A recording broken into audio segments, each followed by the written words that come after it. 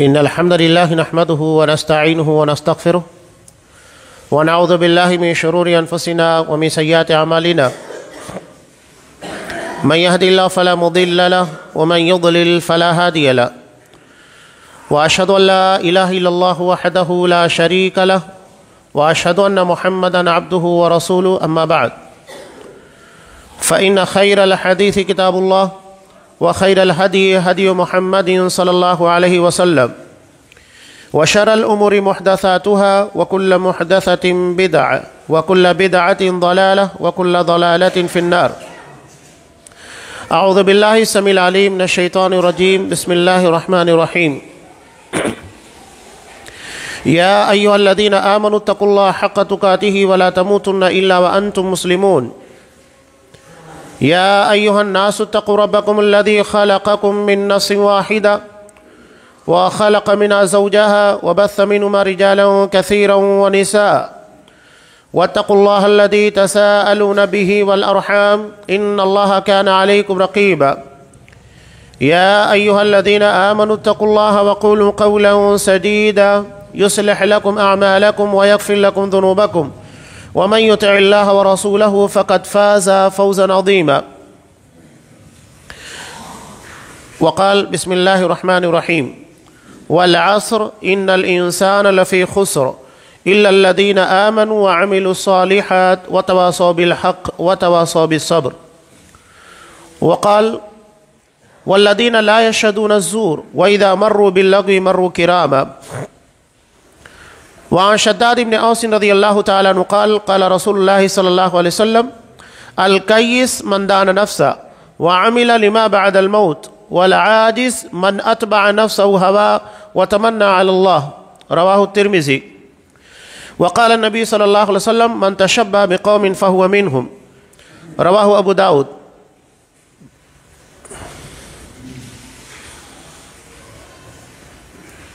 تمام قسموں کی تعریفات اللہ رب العالمین وحدہ لا شریک کے لیے لائق و زیبا ہے، جو ساری کائنات کا تنہا خالق و مالک ہے، اور بے شمار درود و سلام ہو اللہ کے آخری نبی جناب کریم محمد رسول اللہ صلی اللہ علیہ وسلم کی ذات مقدسہ پر. محترم سامعین، عزیز ماں اور بہنوں،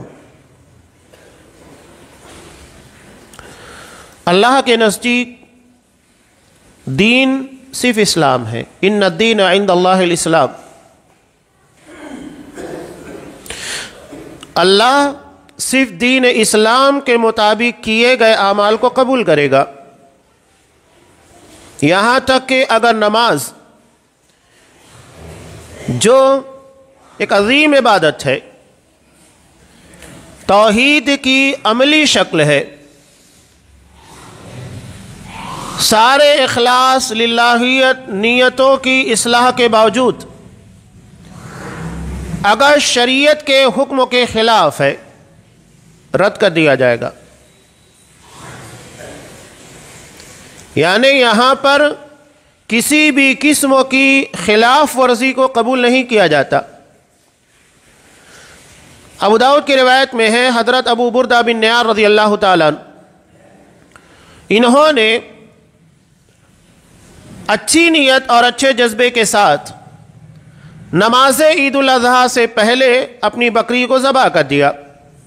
نبی کریم صلی اللہ علیہ وسلم نماز کے لیے نکلے تو دیکھا کہ بکری ذبح ہو چکی ہے.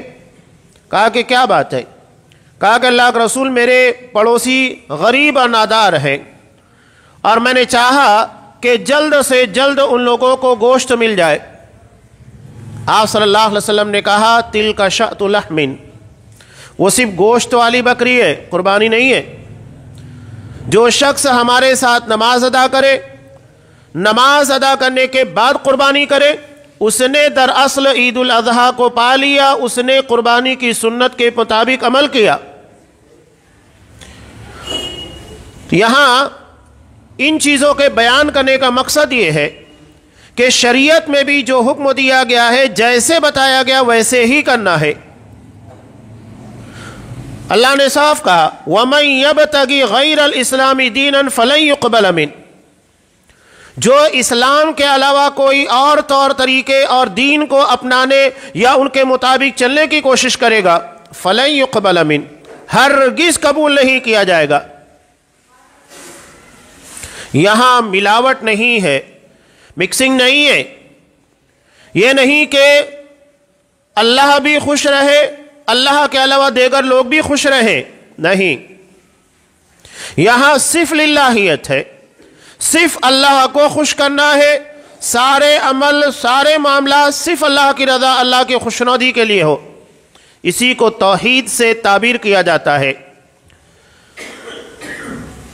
ہم شعر پڑھتے ہیں نا، مصرع، یہ بندہ دو عالم سے خفا میرے لیے ہے، وہ دنیا کو ناراض کر دیتا ہے، اللہ کو ناراض نہیں کرتا۔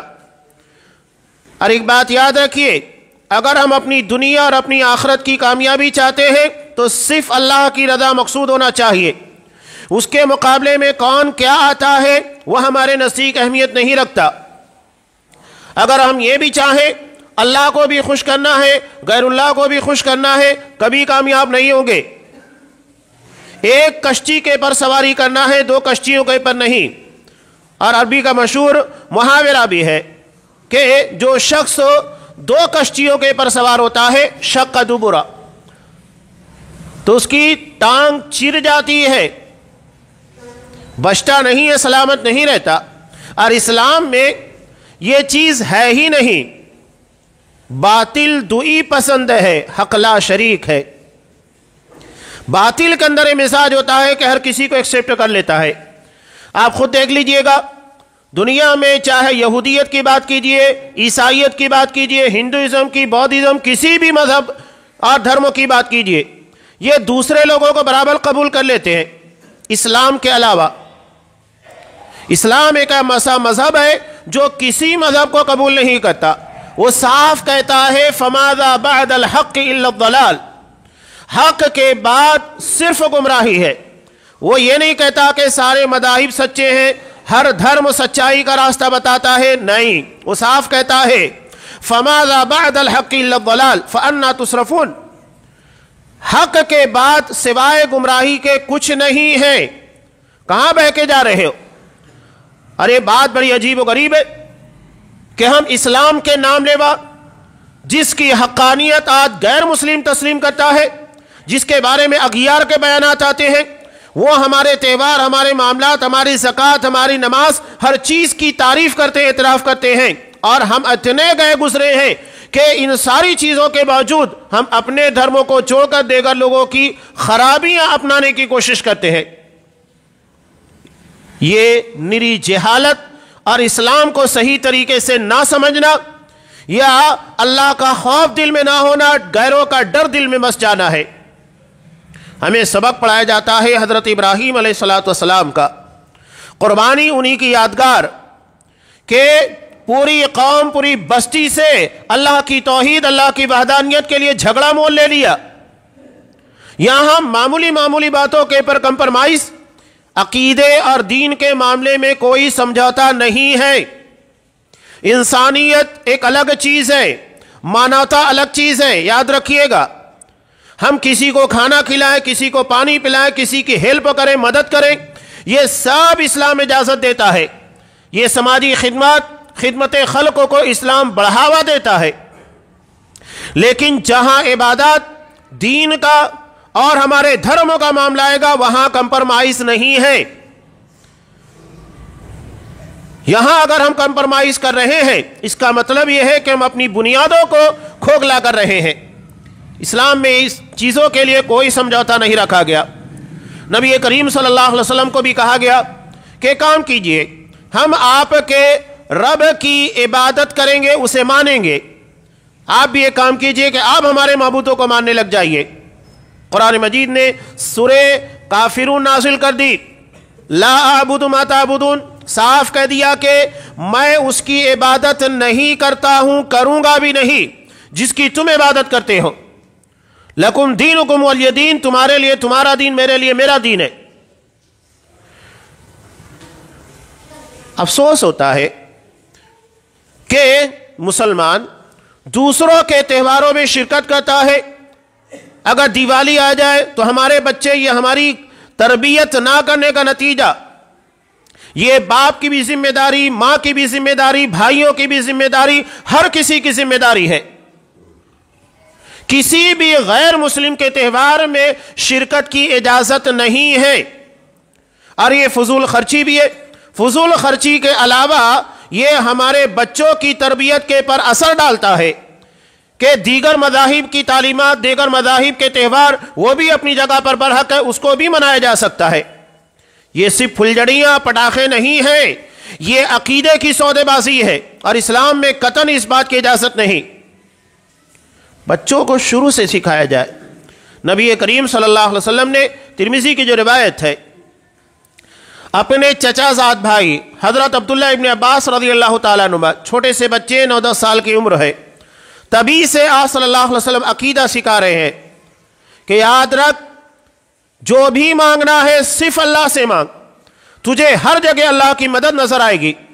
اور یہ بات یاد رکھنا، وَاعْلَمْ أَنَّ الْأُمَّةَ لَوِ اجْتَمَعَتْ عَلَىٰ أَن يَنفَعُوكَ بِشَيْءٍ لَمْ يَنفَعُوكَ إِلَّا بِشَيْءٍ قَدْ كَتَبَهُ اللَّهُ لَكَ، کہ اگر پوری امت بالفرض جمع ہو جائے، پوری امت تو جمع نہیں ہو سکتی، لیکن اگر ایسا ہو بھی جائے اور سب مل کر تجھے کچھ فائدہ پہنچانے کی بات کریں تو اتنا ہی پہنچائیں گے جتنا اللہ نے لکھا ہے، تمہاری تقدیر کے اندر جتنا ہے اس سے زیادہ کوئی تمہیں نفع نہیں پہنچا سکتا۔ اور اگر وَاعْلَمْ أَنَّ الْأُمَّةَ لَوِ اجْتَمَعَتْ، اگر بالفرض پوری امت جمع ہو جائے عَلَىٰ أَن يَضُرُّوكَ، کہ وہ تمہیں نقصان پہنچانا چاہے تو اتنا ہی نقصان پہنچائے گی جتنا اللہ نے تمہاری تقدیر میں لکھا ہے، اس سے زیادہ نہیں۔ یعنی سارے اختیارات صرف اللہ تبارک و تعالیٰ کے ہاتھ میں، کسی کے ہاتھ میں نہیں ہے۔ پوری امت جمع ہو گئی تھی، حضرت ابراہیم علیہ السلام کے خلاف کیا کیا؟ آگ میں ڈالا گیا، اللہ نے گلے گلزار بنا دیا۔ یہ اللہ کے لیے اگر آپ لڑنا سیکھیں گے، اس کا نتیجہ اللہ اپنی طرف سے ظاہر کرے گا، وہ نظام کائنات کے اندر تبدیلیاں پیدا کر سکتا ہے۔ آگ جو جلانے کا کام کرتی ہے، اللہ نے اپنے حبیب کے لیے گلے گلزار بنایا، تو یہ ایمانی کیفیت کا تقاضا ہوتا ہے۔ ہم اپنے بچوں کی ویسی تربیت نہیں کر رہے جس کا نتیجہ آج ہمارے سامنے ہے۔ افسوس ہوتا ہے کوئی غیر مسلم عید الاضحیٰ کے موقع کے پر جانور لا کر اس کی قربانی نہیں کرتا، عید کے موقع کے پر کوئی روزے نہیں رکھے گا، نہ ہماری عیدوں میں شرکت کرتے ہیں، اور ہم ہیں کہ ان کے عقیدے، ان کی فکر کو اور ان کی آستھا کو ماننا شروع کر دیے ہیں۔ بچپن سے یہ ساری چیزیں ہمارے ذہن و دماغ کے اندر آتی ہے۔ اسلام ہمیں اس بات سے منع نہیں کرتا کہ آپ غیر مسلموں سے تجارت کریں، بزنس کریں، بالکل آپ صلی اللہ علیہ وسلم نے بھی کیا۔ آپ ان سے اچھے اخلاق کے ساتھ پیش آئیے، حکم ہے اپنی اچھی تجارت کے ذریعے انہیں اسلام کی طرف راغب کیجئے، اپنے اچھے اخلاق کے ذریعے انہیں اسلام کی دعوت دیجئے، کسی موقع کے پر ضرورت پڑ جائے انہیں اسلام کی تعلیم بتانے کی کوشش کیجئے۔ اس کے بعد دیکھیں نتیجہ کیا ہے۔ ہم اپنی چھاپ، اپنے اثرات دوسرے لوگوں کے پر چھوڑیں، یہ نہیں کہ ان کے اثرات قبول کرنے کی کوشش کریں۔ تو آپ صلی اللہ علیہ وسلم نے بچپن سے ان ساری چیزوں کی تعلیم دی، اور یہی چیز جب آگے آتی ہے تو جوانی اور آگے چل کر زندگی کے آخر مرحلے تک ذہن و دماغ کردار کے اندر بسی ہوتی ہے۔ آج ہمارے یہاں افسوسناک بات یہ ہے کہ ہم اپنے بچوں کو موبائل دے دیے، آزاد ہو گئے۔ جب ان بچوں کو حضرت ابراہیم کا واقعہ نہیں سنایا جائے گا، محمد رسول اللہ صلی اللہ علیہ وسلم کے واقعات نہیں سنائے جائیں گے، نبی کی سیرت نہیں بتائی جائے گی، اصحاب کرام کے واقعات نہیں سنائے جائیں گے، تو کیسے ان کی زندگی کے اندر ڈیولپمنٹ ہوگا؟ کیسے وہ اپنے آپ کو اس کی طرح بنانے کی کوشش کریں گے؟ بچہ موم کی طرح ہوتا ہے، جیسے جس سانچے میں آپ ڈھالنا چاہے اسی میں ڈھل جائے گا۔ تو آپ اگر انہیں موبائل دے کر آزاد چھوڑ رہے ہیں، اور آپ آج دیکھ رہے ہیں کہ نیٹ کی دنیا کے پر آپ اچھی چیز بھی دیکھنے جائیں اس کے ساتھ خرابیاں جڑی بھی ہیں، وہاں پر کون سی چیز ہے جو تمہیں ان خرابیوں سے دور رکھ سکتی ہے؟ وہ اللہ کا تقوی، اللہ کا خوف ہے۔ حضرت لقمان اپنے بچے کو نصیحت کر رہے ہیں، واعظ کر رہے ہیں۔ واعظ کرنے کے بعد کیا کہہ رہے ہیں؟ بیٹے یہ بات یاد رکھنا کہ اگر تو نے کوئی خطا کوئی غلطی کی، عام طور سے بچوں کے ہر کسی کے ذہن میں ہوتا ہے کہ اگر ہم چھپ کر تنہائی میں کوئی ایسی جگہ جہاں ہمیں کوئی دیکھنے والا نہ ہو کوئی غلط کام کرے گناہ کرے تو کوئی مسئلہ نہیں ہے۔ انہوں نے کہا تکن فی صخرہ او فی السماوات او فی الارض یاتی بہ اللہ، میرے بیٹے یاد رکھنا اگر تو نے کسی چٹان کے اندر گفا کے اندر جہاں پر کسی انٹری نہیں ہو سکتی وہاں جا کر بھی گناہ کرے گا، جہاں کوئی دیکھنے والا نہیں ہے، آسمان کی بلندی میں ہو زمین کے اندر ہو، اللہ اس گناہ کو تیری اس خطا کو تیرے سامنے لا کر پیش کرے گا۔ کوئی چیز اللہ کی قدرت اللہ کے علم کے باہر نہیں ہے۔ یہ بات بچوں کے ذہن و دماغ کے اندر بٹھانا کس کی ذمہ داری ہے؟ یہ باپ کی ذمہ داری ہے، ماں کی ذمہ داری ہے، بھائیوں کی بہنوں کی ذمہ داری ہے۔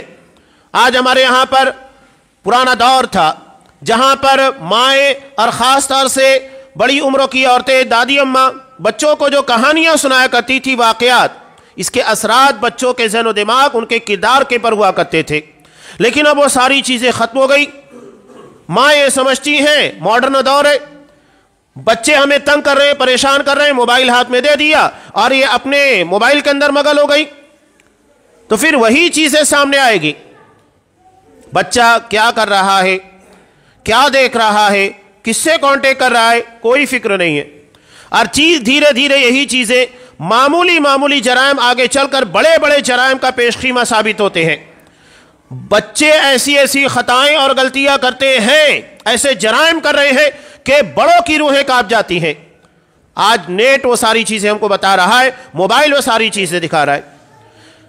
بچے ہمارے ہیں، نام مسلمانوں کا ہے، اسلامی ماحول اسلامی علاقوں میں رہتے ہیں، لیکن ان کے کردار ان کی سوچ ان کی فکر کون ڈیولپ کر رہا ہے، ان کے ذہن و دماغ ان کے کردار ان کے اخلاق کے پر اپنے اثرات کون چھوڑ رہا ہے۔ آج وہ لوگ جو ہماری نظروں کے سامنے نہیں ہیں، قرآن مجید نے ہمارے دشمن کے تعلق سے کہا تھا کہ من حیث لا ترونہم، کہ وہ تمہیں ایسی جگہ سے دیکھ رہا ہے جہاں سے تم اسے نہیں دیکھتے، تو یہ شیطان کے بارے میں ہے۔ اور یہ شیاطین الجن ہیں۔ شیاطین الانس کون ہوتے ہیں؟ انسانوں کے اندر شیاطین، یہ وہی شیاطین ہیں جو نیٹ کے ذریعے اور بہت ساری سائٹس کے ذریعے ہمارے بچوں کے ذہن و دماغ کے پر چھا رہے ہیں، ان کے اخلاق کو بگاڑ رہے ہیں۔ ہم انہیں نہیں دیکھ پا رہے، لیکن وہ اپنی باتیں اپنے خیالات سب ہمارے بچوں کے ذہن و دماغ کے اندر ڈال رہے ہیں۔ ایک بڑا حادثہ پیش آیا، بچوں کو کیسے پتا؟ یہ وہی موبائل کی خرابیاں ہیں، موبائل کی خرابیاں۔ دو بچوں کا جھگڑا ہوا، جھگڑا ہونے کے بعد دوسرے بچے نے جس سے جھگڑا ہوا تھا بلیڈ لے کر اس کے پیر کی اس نس کو کاٹ دیا جس کے پر انسان ٹکا ہوتا ہے۔ اب بتائیے ایک چھوٹے سے بچے کو یہ بات کہاں سے معلوم ہوئی؟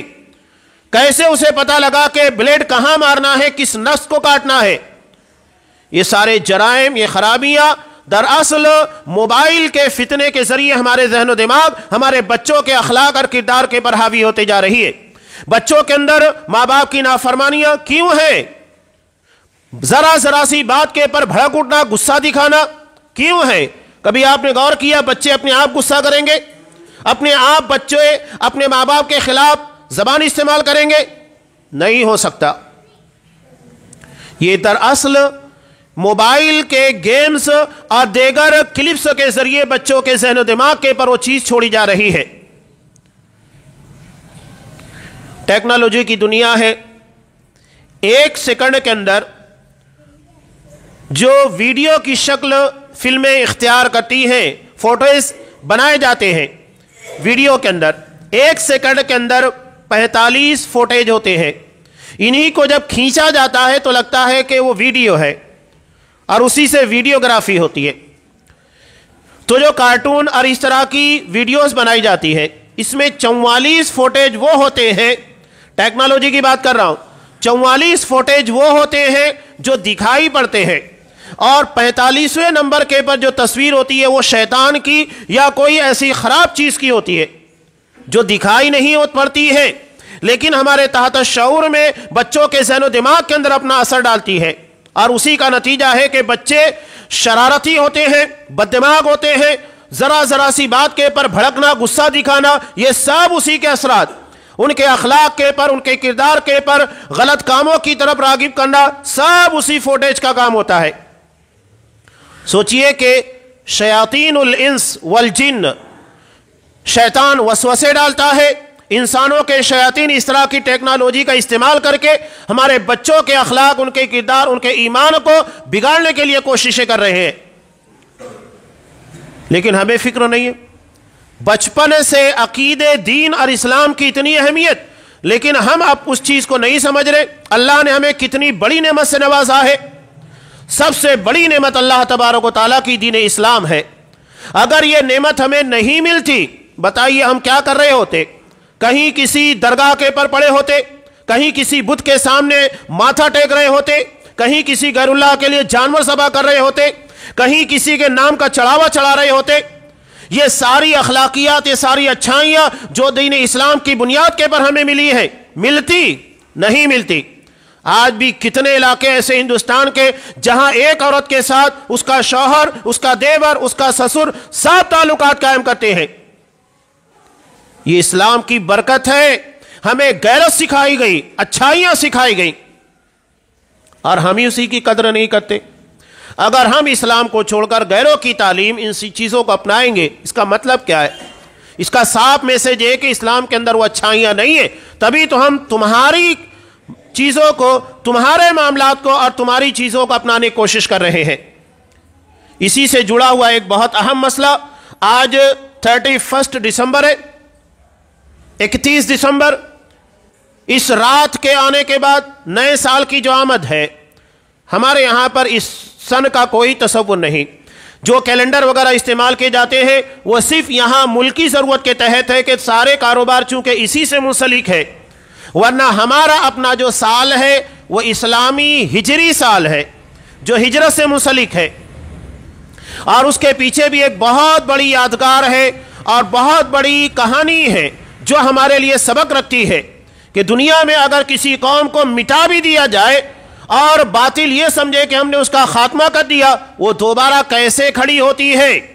نبی کریم صلی اللہ علیہ وسلم اصحاب کرام کو مکہ سے کھدیڑ دیا گیا، پوری پراپرٹی کو ضبط کر لیا گیا، مال کو چھین لیا گیا، اصحاب کرام نے رشتہ داروں کی، دوست و احباب کی، ہر چیز کی قربانی دی۔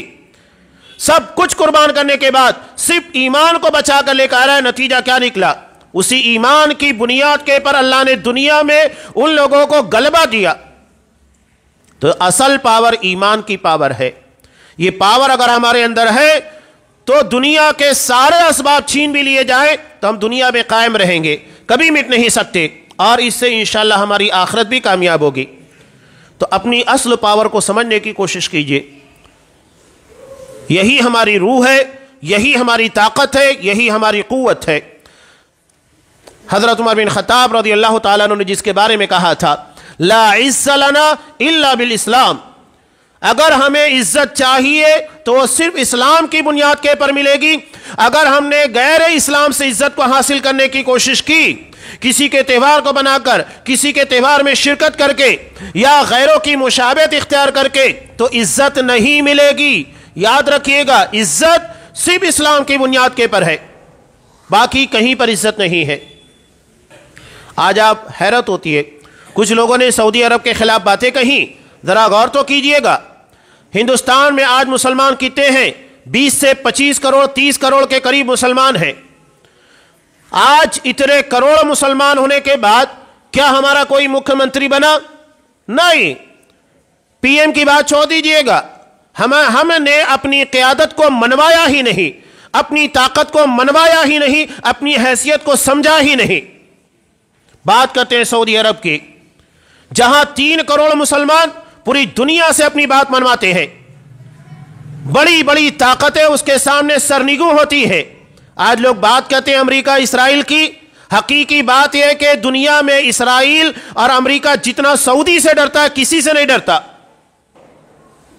آج جو سعودی کے دشمن ہے وہ اسلام کے دشمن ہے، اس لیے کہ سعودی عرب کے اندر جو اچھائیاں ہیں، جو عقیدے کی برکتیں ہیں، یہ برداشت نہیں ہوتی۔ یہ چاہتے ہیں کہ وہاں پر بھی قبریں ہوں، مزاریں ہوں، لوگ اس کی عبادت کریں. یہ تو زمزم کے ایک ایک گلاس کے پر اگر ان کو اختیار دے دیا جائے تو چارج لگا دیں گے. جو کروڑوں روپے روزانہ اربوں روپے حجاج کرام کے پر صرف زمزم کے گلاس کے پر خرچ کرتا ہے. دیگر باتیں تو چھوڑ ہی دیجئے.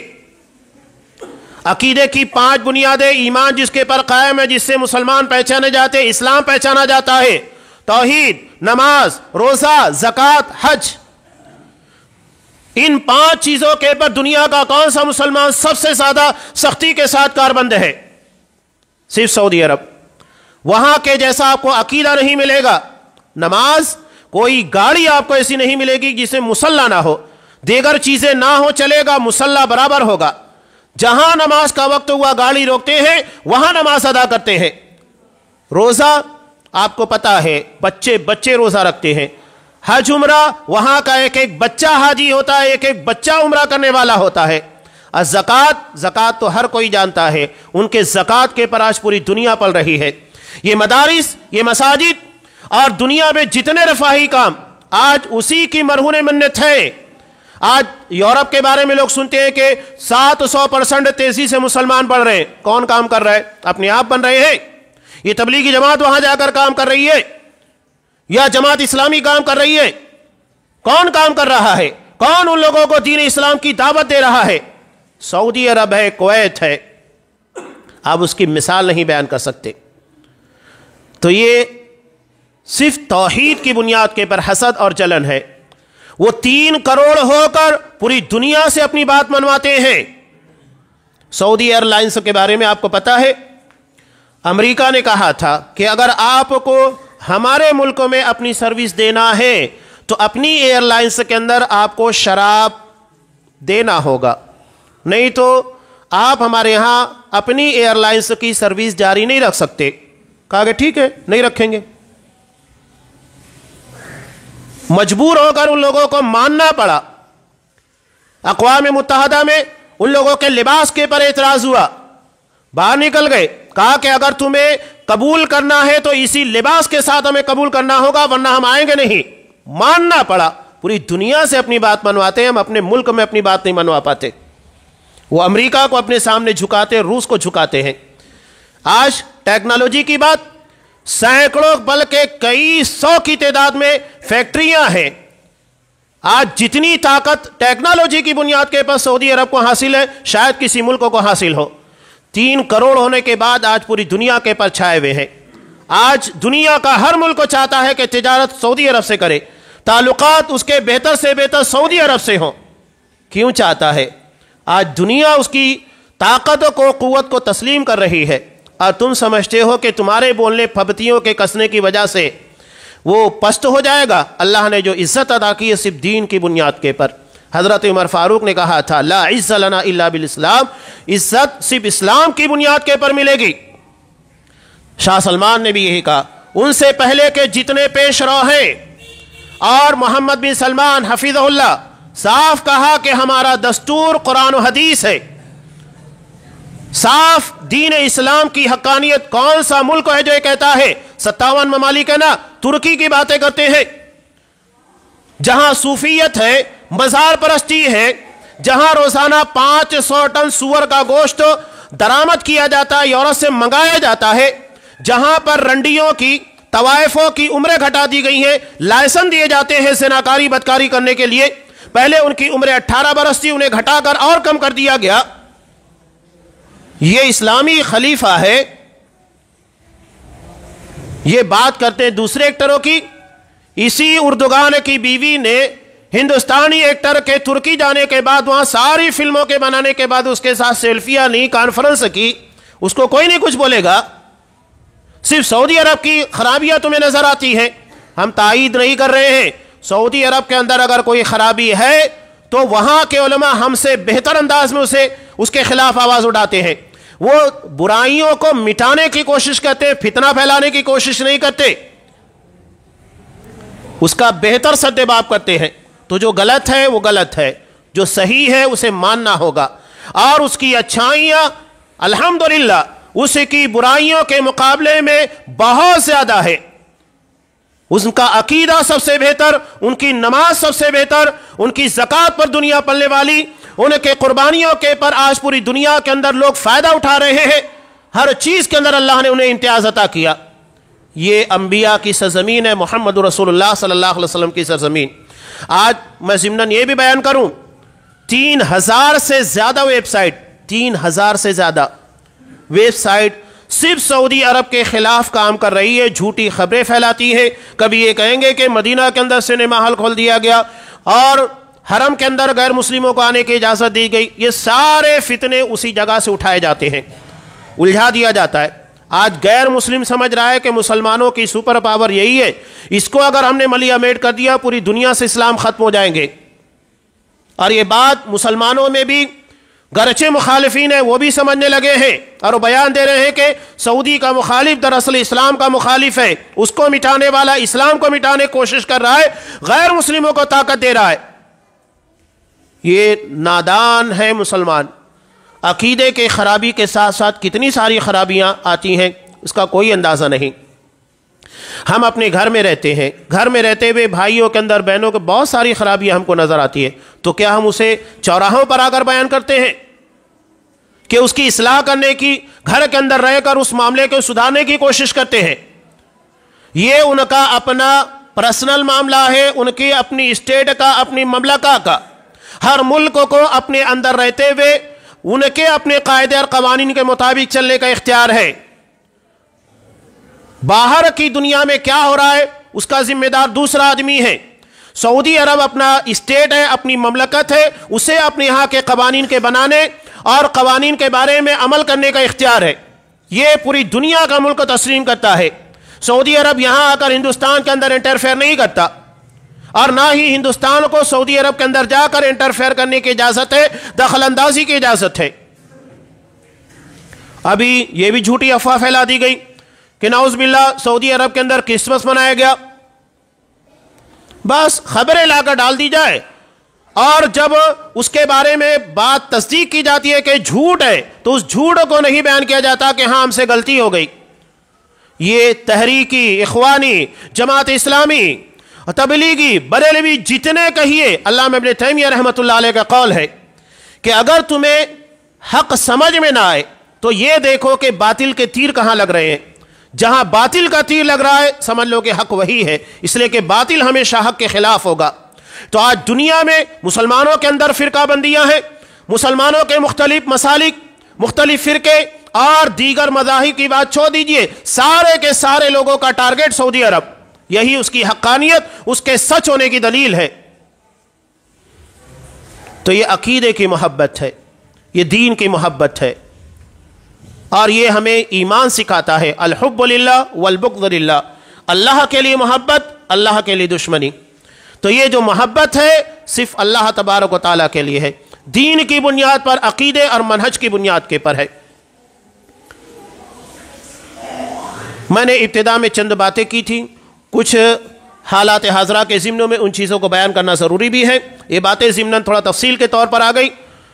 یہ 31 کے نام پر، دسمبر کے نام کے پر جو چیز منائی جاتی ہے، اسلام میں ان چیزوں کا تصور نہیں۔ ہمارا اپنا جو سال ہے وہ ہجری سال ہے، اور جس کے پیچھے ایک لمبی تاریخ ہے جو ہمیں تحریک دیتی ہے کہ دنیا اگر تمہیں مٹا بھی دینا چاہے، اگر تم ایمان سے جڑے ہوئے ہو تو یقیناً یہ چیز تمہیں تناور درخت بنا کر رکھ دے گی۔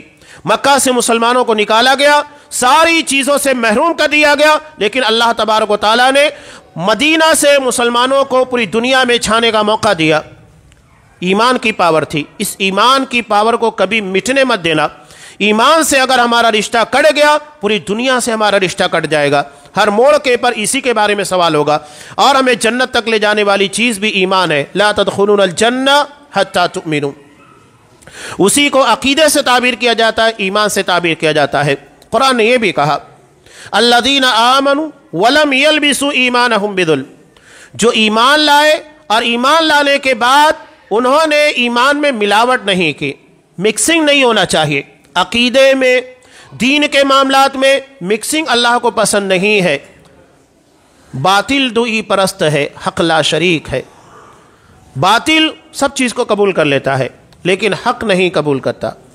یہاں پر صرف حقانیت ہے، اللہ کے سوا کسی اور کے بارے میں تصور نہیں، سوچنا نہیں، اگر ہے تو پھر اللہ کے یہاں وہ ناقابل معافی جرم ہے۔ اب یہ جو منایا جاتا ہے، سب سے پہلی چیز یہ غیروں کی مشابہت، اغیار کی۔ اسلام میں جب اس کا تصور نہیں ہے تو یقینی بات ہے کہ ہم دوسروں کا دیکھ کر مناتے ہیں، اور اسی سے جڑی ہوئی ایک چیز برتھ ڈے بھی ہے۔ ہم 31 منانے کے ساتھ نئے سال ہیپی نیو ایئر مناتے، ساتھ ساتھ بچوں کی یا اپنی برتھ ڈے کو منانا شروع کر دیا گیا ہے۔ یہ بھی غیر مسلموں کی مشابہت ہے، اور آپ صلی اللہ علیہ وسلم نے صاف کہا من تشبہ بقوم فہو منہم، جو کسی بھی قوم کی مشابہت اختیار کرے گا، معاملات کے اندر، عقیدے کے اندر، فکر کے اندر، اعمال کے اندر، وہ انہی لوگوں میں شمار کیا جائے گا، مسلمان نہیں مانا جائے گا۔ تو اپنے کردار کو اسلامی بنائیے، اپنی شناختوں کو مسلمان والی بنائیے، ہم جو ہیں وہی رہیے، اور اسی اعتبار سے دنیا کو قبول کرنا ہے۔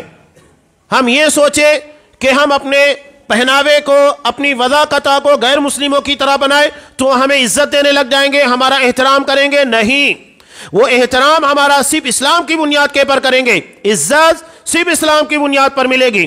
اپنی تجارت کو اسلامی طور طریقوں کے مطابق بنائیے، اللہ عزت دے گا۔ یہ مت سمجھیے کہ ہم دھوکہ کریں، بے ایمانی کریں، غیر مسلموں کی طرح کرپشن کریں تو اس کے بعد ہمیں عزت ملے گی۔ اپنی وضاقتہ کو غیر مسلموں کی طرح بنائے، ان کے تہواروں میں شرکت کریں، نہیں، عزت نہیں ملے گی۔ اللہ نے صاف کہہ دیا ہے عزت صرف اسلام میں ہے۔ تو اس چیز کو، اس ڈگر کو کبھی مت چھوڑیے، اور یہ بچپن سے ہمارے بچوں کے ذہن و دماغ کے اندر بٹھایا جائے۔ اور یہ جو فتنہ موبائل کی شکل میں ہے، ماں باپ کی بہت بڑی ذمہ داری، جیسے جیسے دن بیتتا جائے گا اتنی بڑھتی جائے گی، تو ہمیں اپنے بچوں کے پر گہری نظر رکھنا ہوگا۔ موبائل آپ دے رہے ہیں، موبائل کو چیک کرتے رہیے، کس سے رابطے میں آتا ہے، کس سے نہیں آتا ہے۔ بہت سارے نوجوان جو گمراہی کے راستے پر گئے، اس کی وجہ کیا تھی؟ موبائل کا غلط استعمال۔ ایسے لوگوں سے رابطے میں آ گئے، خود بھی مصیبت میں پڑے، اپنے ماں باپ، اپنے گھر، یہاں تک کہ اپنی قوم کی بدنامی کا ذریعہ بنے۔ آج انٹرنیشنل سطح کے پر یہ داعش ہے، القاعدہ وغیرہ، ان لوگوں سے رابطے میں آنے والے کون؟ یہی نوجوان جنہوں نے موبائل کا غلط استعمال کیا، غلط لوگوں سے رابطہ قائم کیا۔ یہ بہت خطرناک قسم کا فتنہ ہے۔ تو جتنا آپ دین سے قریب رہیں گے، علماء سے جتنا قریب رہیں گے، انشاءاللہ گمراہی سے اتنا دور رہیں گے۔ تو اسلام جتنا آپ اچھے طریقے سے سمجھ سکے، یہ ہمیں غیروں کی مشابہت، ان لوگوں کے کردار، ان کے معاملات سے اتنا ہمیں دور رکھے گا۔ آج آپ دیکھیے غیر مسلموں نے جن چیزوں کو اپنایا، یہ خود ان لوگوں کے لیے بدعت ہے۔ نئے سال کی پارٹیاں جو منائی جاتی ہے، خاص طور سے نوجوان طبقہ اس میں شریک ہوتا ہے۔ انتظامیہ حیران و پریشان ہے ان کے پیچھے، کیا کیا جائے؟ شراب پینے کے بعد گاڑیاں، حادثات اتنے زیادہ ہوتے ہیں کہ اللہ رحم کرے۔ انتظامیہ حیران و پریشان ہے ان چیزوں کے پیچھے۔ تو جتنی بدعات، جتنی خرافات آئیں گی، اتنا لوگوں کے لیے مسائل پیدا ہوں گے، اور پھر نوجوان طبقہ شراب کے استعمال کے بعد زناکاری، بدکاری اور بھی بہت ساری خرابیاں اور جرائم کے راستے کے پر چل جاتا ہے۔ شراب کو ام الخبائث کہا جاتا ہے، ساری بیماریوں کی جڑ ہے۔ کتنے ابھی قریب میں آپ خبریں سنیے، ایک شخص نے اپنی ماں کا مرڈر کیا، شراب کے لیے پیسہ مانگ رہا تھا، نہیں دیا، ماں کا مرڈر کر دیا۔ کسی نے باپ کو مار دیا۔ یہ کیا ہے؟ شراب ام الخبائث ہے، ساری خرابیوں اور ساری برائیوں کی جڑ ہے۔ یہ جس کے ساتھ لگ گئی، باقی ساری خرابیاں خود بخود اس کے ساتھ جڑنا شروع ہو جاتی ہیں۔ نشہ بہت خطرناک ہوتا ہے۔ تو یہ ساری چیزیں جو منائی جاتی ہے، یہ اسلامی تصور نہیں ہے، یہ ہمارے اخلاق، ہمارے کردار کو بگاڑتا ہے۔ زندگی کے بیتے ہوئے جو پل ہے، سورہ عصر میں نے آپ کے سامنے پیش کی، جس میں زمانے کی قسم کھائی گئی۔ زندگی کا ایک لمحہ جب یہ بیت جاتا ہے، دوبارہ کبھی پلٹ کر نہیں آتا۔ عصر کا مطلب یہی ہے، وقت، زمانہ، ایک مرتبہ بیت گیا وہ کبھی نہیں آئے گا۔ عصر زمانے کو بھی کہا جاتا ہے، ماضی، حال، مستقبل۔ ماضی وہ جو بیت گیا، حال جس کے پر ہمیں اختیار نہیں، مستقبل اندھیروں میں چھپا ہوا ہے، کسی کو پتہ نہیں آنے والا کل کیا ہوگا۔ عصر کہا جاتا ہے نچوڑنے کو، یعنی گنا ہے، देगर फलों को, मौसम्बी वगैरह को निचोड़ा जाता है। गन्ने को एक मरतबा आपने निचोड़ लिया या मौसम्बी को, दुनिया की कौन सी ताकत है तो दोबारा उसे अपने मकाम तक वापस लेकर जाए। जैसे ही हमारी जिंदगी के वक्त को निचोड़ा जा रहा है, कोई आदमी बड़ा नहीं हो रहा है, घट रहा है। अगर किसी को अल्लाह ने 60 साल की, 70 साल की उम्र अता की और वो 40 साल का, 42 साल का, 50 साल का हो चुका है, इसका मतलब यह है कि उसने अपनी जिंदगी के 60-70 सालों में से इतने सालों को बिता दिया, उतना मौत के करीब आ चुका है। कोई बड़ा नहीं होता है। खुशियां किस बात की? इसी को मौलाना अबुल कलाम आज़ाद रहमतुल्लाह ने कहा था, जब उन्हें एक बर्थडे की पार्टी में बुलाया गया, देखा कि लोग खुशियां मना रहे हैं, हर कोई मसरत और शादमानी के माहौल में घिरा हुआ है, तो वो कहने लगे मुझे अफसोस होता है कि लोग खुशियां मना रहे हैं, हालांकि अगर इस बंदे की उम्र 40 साल है और अल्लाह ने उसको 70 साल की उम्र दी है, तो इसने अपनी जिंदगी के 40 साल गंवा दिए, गुजार दिए। अब वो कभी लौट कर आने वाला नहीं है, उतना कम हो चुका है, बड़ा नहीं है। कोई भी बड़ा नहीं होता है, घटता है। अगर किसी को 100 रुपए दिए जाए, 100 रुपए में से उसने 60 रुपए, 70 रुपए खर्च कर दिए, तो क्या खुशी मनाने की चीज है? ये तो गम है कि हमने उतने रुपए उड़ा दिए, वो वापस नहीं आएंगे। अल्लाह ने उसकी कसम खाई, उसकी अहमियत को जताने के लिए। जिंदगी का जो वक्त अल्लाह ने हमको अता किया, ये मत सोचिएगा कि आज हम जवान हैं, अधेड़ उम्र के हैं, बुढ़ापा आएगा, एड़ियां रगड़ेंगे तब जाकर मौत आएगी और उस उम्र में जाने के बाद तौबा कर लेंगे, इस्तिगफार करेंगे। नहीं, आज तो जिंदगी का कोई भरोसा नहीं है। एक अच्छा खासा जवान, जरा सा दर्द सीने के अंदर पैदा हुआ, निकल लिया। कितने हादसात ऐसे पेश आते हैं। 40 साल 50 साल की उम्र के लोग थोड़ी देर में देखते देखते गुजर जाते हैं। अगर किसी से कुछ नाचाकी है, किसी का कर्ज लिया हुआ, कुछ लेन देन है, कुछ नहीं कर पाया, कोई माफी तलाफी की शक्ल नहीं पैदा हो पाई, ना तौबा इस्तिगफार की शक्ल पैदा हो पाई। नबी करीम सल्लल्लाहु अलैहि वसल्लम पनाह तलब करते थे, अल्लाहुम्मा इन्नी आऊज़ु बिका मिन ज़वालि निअमतिक व फुजाति निक़मतिक व जमीइ सख़तिक। परदिगार, मैं तेरी निमतों के ज़वाल, खात्मे से पनाह तलब करता हूँ और तेरी अचानक गिरफ्त से, कि अचानक तू मुझे पकड़ ले, मैं तौबा ना कर पाऊँ, मैं किसी से माफ़ी तलाफ़ी ना कर पाऊँ, और सारी खताओं, सारी गलतियों से। ये नबी करीम सल्लल्लाहु अलैहि वसल्लम की दुआ है। फुजात निक़मतिक, अचानक की मौत, इंसान को तौबा की तौफीक नहीं मिल पाती। तो अपनी ज़िंदगी के वक्त की अहमियत को समझिएगा। ये मत समझिए बुढ़ापा आएगा, तौबा इस्तिगफार करेंगे और अपनी जन्नत के रास्ते को आसान करेंगे। लम्हे को ज़ाय मत कीजिए। नबी करीम सल्लल्लाहु अलैहि वसल्लम ने इसलिए इरशाद फरमाया, तिरमिज़ी की रिवायत, आप सल्लल्लाहु अलैहि वसल्लम ने कहा, अल-कय्यिस मन दान नफ्सा। चालाक कौन है? जो अपने आप का मुहासबा करते रहता है, अपना हिसाब लेते रहता है, अपना जायजा लेता है। व अमिल लिमा बादल मौत, और मरने के बाद की तैयारी करता है। यहां हम दूसरों का हिसाब लेते हैं और मरने के बाद की तैयारी नहीं करते। आप सल्लल्लाहु अलैहि वसल्लम ने कहा कि अपने आप का जायजा लो, अपना मुहासबा करो, हिसाब व किताब करो। जिस तरह हम अपने कारोबार का हिसाब करते हैं, कितना कमाया, कितना गंवाया, तो इसी तरह अपने आमाल का जायजा रोजाना लेते रहना चाहिए कि हम कितनी अच्छाइयां कर रहे हैं, कितनी बुराइयां कर रहे हैं, कितना हमारे लिए फायदेमंद है, कितना हमारे लिए नुकसानदा है, और मरने के बाद किस अमल की तैयारी कर रहे हैं, मरने के बाद के लिए क्या अमाल हम आगे भेज रहे हैं। वल आजिज मन अतबा नफ्सहु हवा व तमन्ना अल्लाह। आजिज, निकम्मा, कामचोर जिसको कहा जाता है, ये कौन है? जो ख्वाहिशात के पीछे अपने आप को लगाता है, उम्मीदें बड़ी बड़ी वाबस्ता करता है, बड़े बड़े प्लान बनाता है और अल्लाह से उम्मीदें बहुत वाबस्ता करता है, अपने नफ्स का गुलाम होता है। नहीं, अपना मुहासबा करना, आने वाले कल की तैयारी करना, यही दरअसल ज़िंदगी का पैगाम है। अल्लाह तबारक व तआला से दुआ है कि परवरदिगार इस पैगाम को समझने की तौफीक दें। हमें गैर मुस्लिमों की मुशाबहत, उन लोगों के त्यौहार, उन लोगों के तौर तरीके, उनकी समाजी खुराफात, इन सारी चीज़ों से हमारे मामलात, हमारे किरदार की हिफाजत फरमा। हमारे बच्चों, ख़ास तौर से नौजवानों को दीन की अहमियत को समझने की तौफीक दें। हमारे बच्चों को मोबाइल के गलत इस्तेमाल से महफूज रख, उसकी खराबियों से, उनके फितनों से नौजवानों की, बच्चों की हिफाजत फरमा। پروردگار ہمارے بچے، ہمارے نوجوان، ہر مسلمان کے ذہن و دماغ کے اندر تیرا تقوی، تیرا ڈر، تیرا خوف ایسا پیدا کر دے جس کی بنیاد کے پر ہم گناہوں سے اپنے آپ کو روک سکیں۔ ہمیں ایسے معاملات کی توفیق دے جو خیر کے معاملات ہوں، جو تیری جنت تک لے جانے والے، تیری رحمت کی طرف دعوت دینے والے ہوں۔ پروردگار جب تک ہمیں دنیا میں رکھ، اسلام کے پر رکھ اور ہمارا خاتمہ ایمان کے پر فرما، آمین۔ بارک اللہ لنا ولکم فی القرآن العظیم ونفعنی وإیاکم بالآیات والذکر الحکیم، انہ تعالی جواد کریم ملک رؤوف رحیم۔